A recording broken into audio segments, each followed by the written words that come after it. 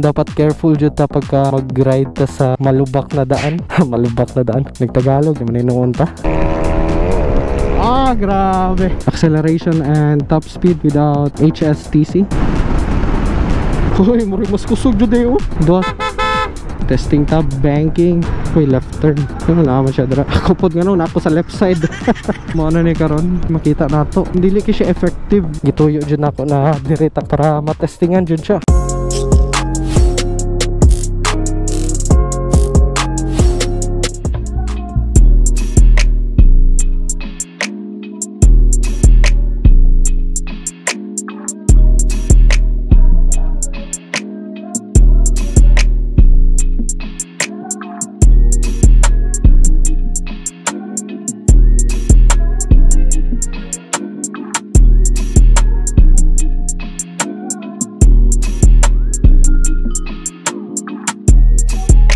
Alright, so ang nasa itong atubangan karon kay ADV 160. Di pa review sa to ang tropa. Brand new ni pagkuha sa akong tropa. So ang seat height niya is 780mm. Same lang sa to ang MTO3. Check na to. Nag-place po ko sa ko ang secondary cam dito. So makita ninyo kung unsa ang forma sa isa ka 5'5 height mo sakay og ADV 160. So bale tiptoe jud ko sa duha ka tiil nako, pero wala na jud ko nabaguhan since same lang siya og seat height sa to ang MTO3. So mo ni siya kung 1 foot kaya siya masagad, pero mao na ni medyo isbog tagamay. Then ko sa pikas pod pwede gyapon isbog lang tagamay sa to ang paglingkod, then kaya na siya ma-flat footed. So siguro kaya ni siya sa mga 5'3 height, 5'4, pero usually depende ra man jud na sa imong riding skill pod na i-track. Di ka ta masangit diri kung may dalan diri isbog na anta. So kani siya para sa kuha gaan kayo siya, no? Gaan siya, or siguro kay naanad lang ko sa motor pod nato. So mabilis ang specs lang ni ADV 160. Kita na ko diri sa screen. And then ang iyang fuel capacity is 8.1 liter. Ang ginagamit sa owner is unleaded gas. Na-amaze ko sa forma aning ADV 160, no? Dili kay siya usual na forma jud. Tigan kay siya pabalik-balik diri. Tapos naapoy adjustable na visor. Birahon nimo, and then either pa taas or pa baba. So depende ra na sa imo ha. Nga testingan pod nato ni pag mag-ride na ta kung unsay difference sa naka-low iyang visor o nakataas. Kay dapat kana siya mosalo siya sa hangin, and then para less lang ang maabot sa tuan na nag-drive. Quick review lang nato sa susi kay daghan jud kay siya features. Pwede nimo ma-adjust iyang beeping sound, iyang volume. Maghimo pug ko og separate video na naga-explain all about ani na susi kay daghan kay siya pwede mabuhat. So first kani siya pwede nato i-tap once para makabalo ta kung okay ba or dili. Once na makakita tag red, pasabot dili nato siya ma-access. Maski pagkapila nato na buhaton, long press nato hangtod sa mo green.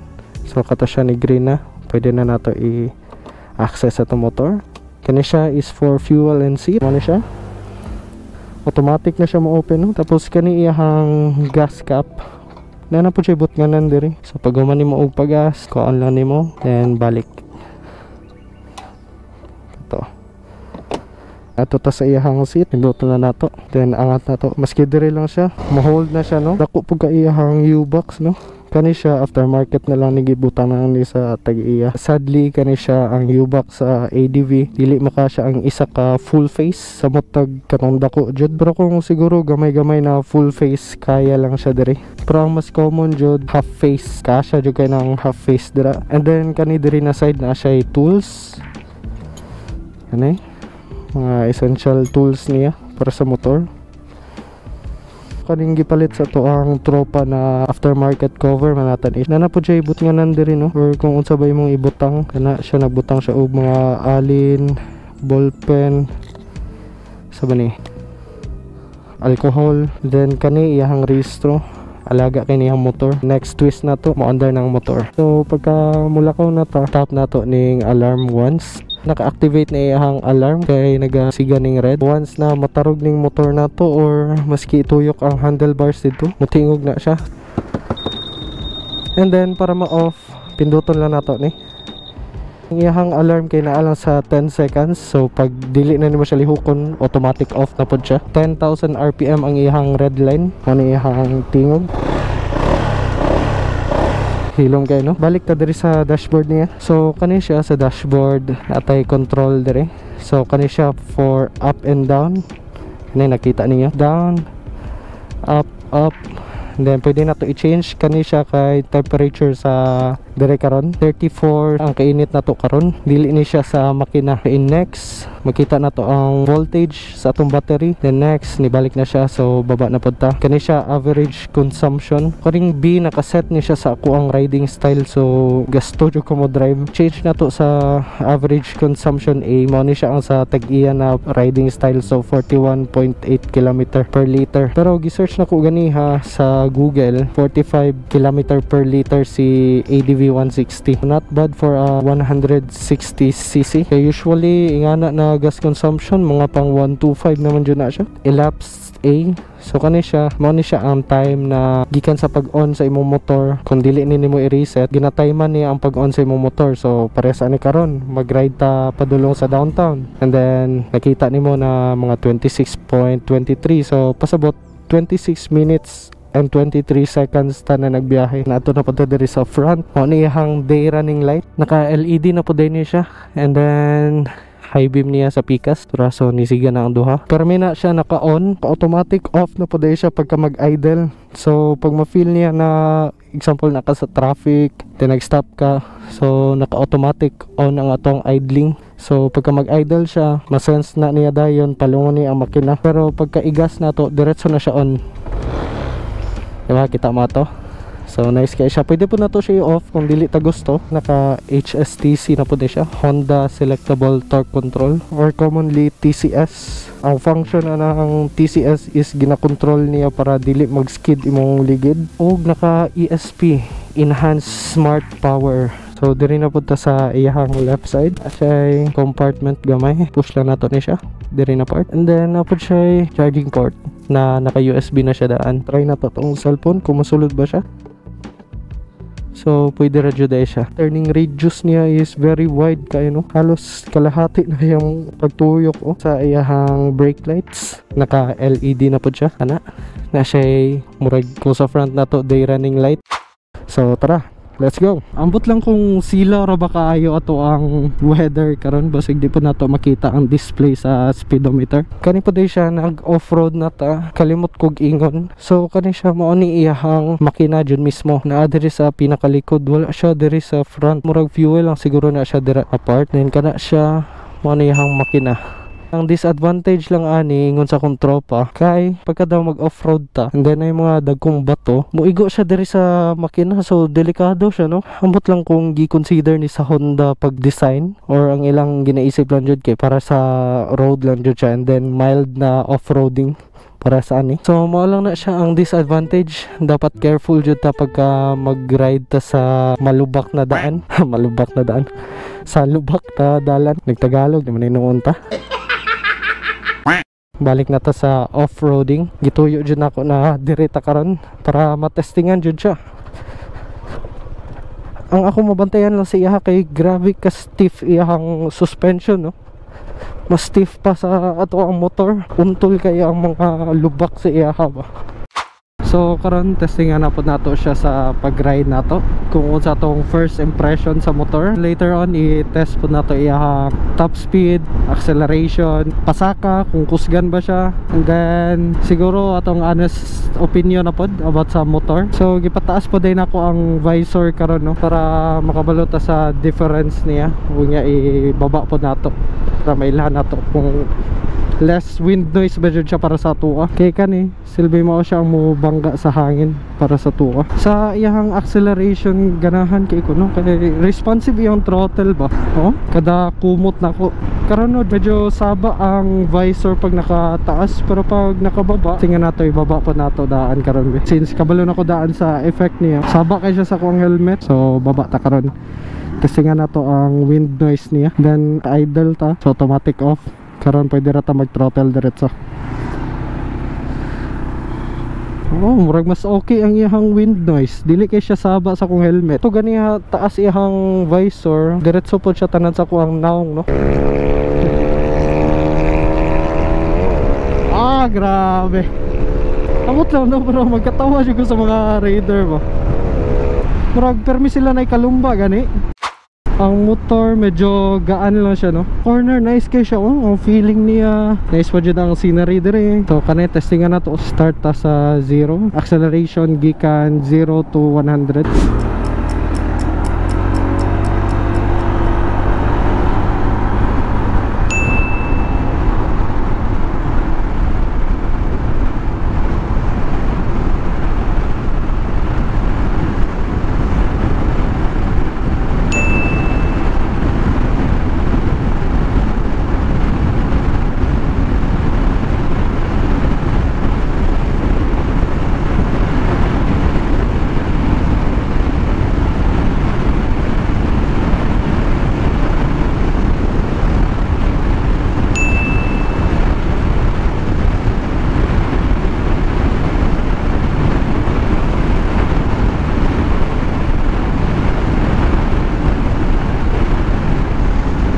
Okay, so kato acceleration niya og top speed 115 lang siya no. Ano ba to iyang sagad? Para sa ko dili pa kayo nako feel nakusog. Para sa ko nice kay iyang suspension no. Kay mura ra pud siya big bike.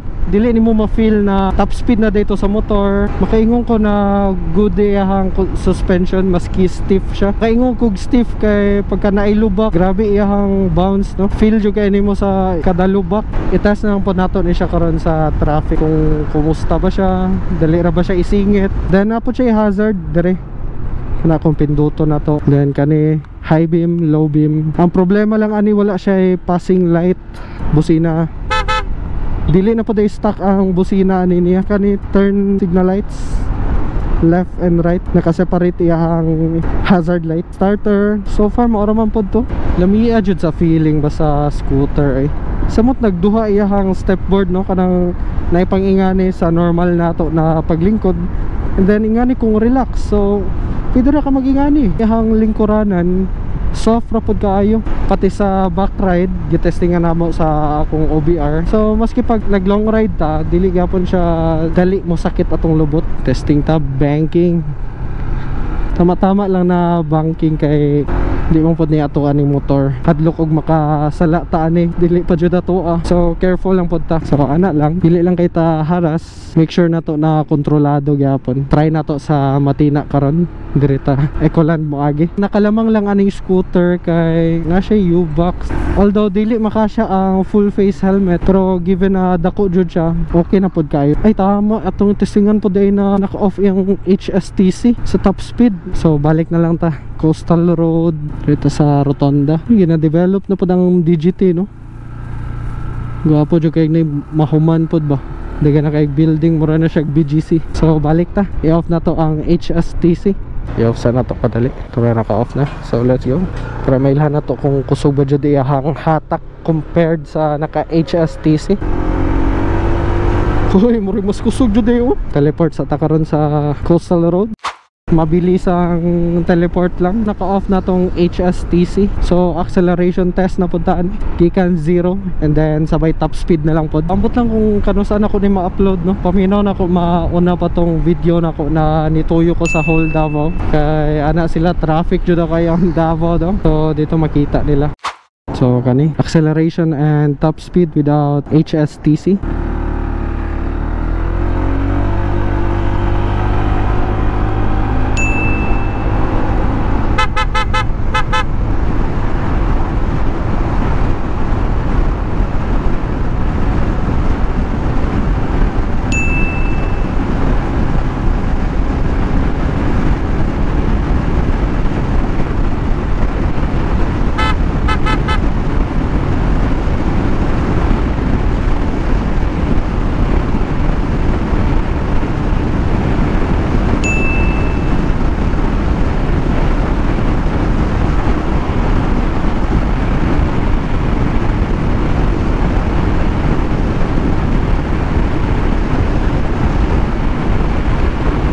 Tod 115 lang jud siya. Wala na tay mabuhat ana. Mao na jud ang top speed karon sa traffic na ta. So na natin rebalik sa Ecoland. Tama-tama traffic po do. Testingan nato kung dali ra ba siya ilusot-lusot. Kaya saan eh.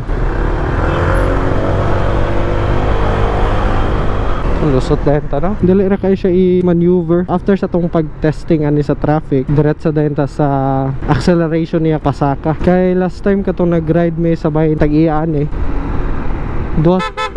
Duha sila kabuok. Nakaingon siya na hinay daw si ADV pagka pasaka. Mga 60 lang siguro to. Dito mi sa Buda. Hopefully traffic dire para matestingan nato kay kapoy na adto sa downtown. Kuya no, kita kay mangitag traffic ang ubang tao kay gusto hawan. Mangita ra jud tag lisod sa tong vlog karon. So kani testingan na nato.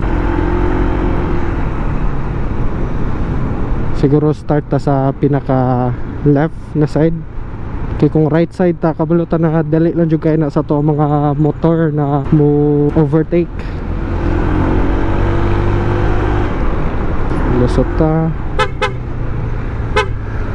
Dari.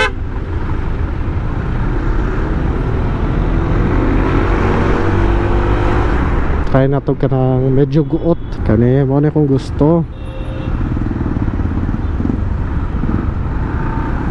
Okay, lusot man. Ay, nakago naman. Pero sa pagkakaroon no, makita dyan ako na dali ra dyan kaya siya i-handle na motor. Testing na to kung makasya ba ta.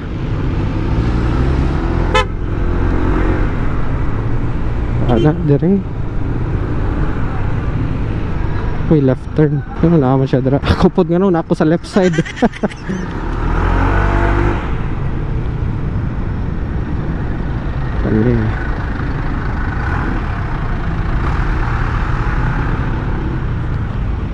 Kasya ba ta dira? Yung tamang pataka pod kay hiram rabe ani. Syempre gisaligan po ta sa owner ay test ride ang motor para makita po ni iya full potential kay ang tag-iya ni mahadlok siya mo top speed no.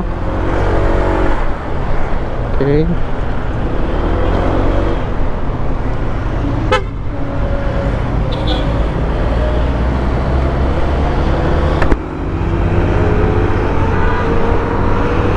So far, okay man siya sa traffic. Ani kay siya beginner friendly, jud kay siya na bike.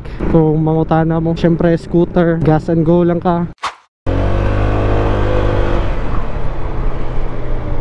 Doon na ta sa Catalonan Grande. Tanaw na to kung kusog ba siya mo saka. So acceleration test sa pasaka. Tanaw na to pila iyang max speed. Sagad na rin na throttle 70, 73.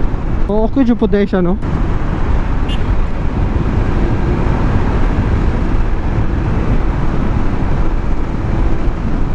Ano naka 80 pa ta, 85, 86.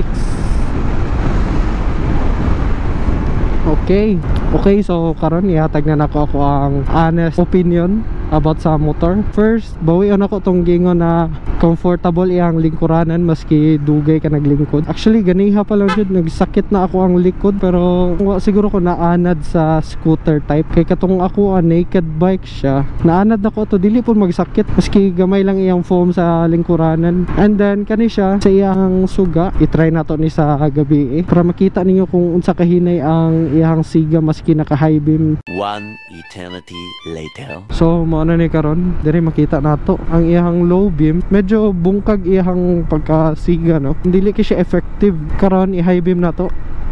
Mo na iyang high beam. Hindi na pud ko matingala na mostly mga ADV users ginabot nga nila og fog lamp sa ilahang motor. Ang main problem lang dyan ako ani sa iyang headlight design. Bungkag ra jud kaayo. Naka-scatter ang iyang suga ba dili ka nang tutok jud mismo kung asa dapat. Nga na siya ka bungkag ang iyang forma. High beam na niya, low beam, high beam. Kung magpalayo ta inga ni iyang forma, high beam na siya, low beam, high beam. Then ang kaniyang visor siguro ilisan siya kanang mas dako, matabo na jud siguro tatanan dire para siya na mismo mobangga sa hangin. Kay gani gipasakan ako siya hangin gyapon kay sa kuha. Pero katong pagbaba nako sa iyang visor, mas okay na iyang wind noise, dili na kay mobangga sa kong helmet diretso. Sa iyang gas consumption, okay kayo siya kay tipid para sa 160cc. So far sa tong pag test ride gani ha, 1 bar pa lang iyang nakuha, inga na siya ka tipid. speed. Naka ABS po siya iyang front.